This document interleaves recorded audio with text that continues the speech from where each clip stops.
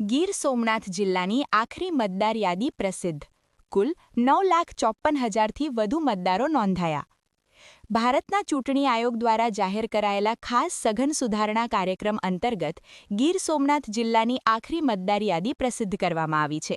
1 જાન્યુઆરી 2026ની લાયકાતની તારીખના સંદર્ભમાં તૈયાર થયેલી આ યાદી મુજબ જિલ્લામાં કુલ 9,54,527 મતદારો નોંધાયા છે, જેમાં 4,89,029 પુરુષ, 4,65,489 મહિલા અને 9 અન્ય મતદારોનો સમાવેશ થાય છે.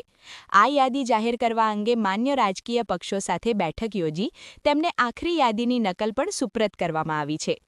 વિધાનસભા બેઠકવાર વિગતો જોઈએ તો સોમનાથ વિધાનસભામાં 2,52,891 મતદારો, તાલાલા બેઠક પર 2,20,000 મતદારો, કોડીનારમાં 2,28,365 અને ઉના વિધાનસભામાં સૌથી વધુ 2,53,371 મતદારો નોંધાયા છે. આ ઉપરાંત જિલ્લામાં કુલ 870 સેવા મતદારો એટલે કે સર્વિસ વોટર્સ પણ નોંધાયા છે, જેમાં સોમનાથમાં 140, તાલાલામાં 170, કોડીનારમાં 275 અને ઉનામાં 285 મતદારોનો સમાવેશ થાય છે. જિલ્લાના તમામ નાગરિકો માટે આ આખરી મતદાર યાદી સંબંધિત મતદાન મથકો પર અવલોકન માટે મૂકવામાં આવી છે.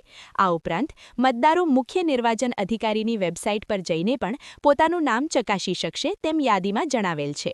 અહેવાલ વીઆઈ જીકાણી, ચીફ એડિટર રાજવંશ ન્યૂઝ.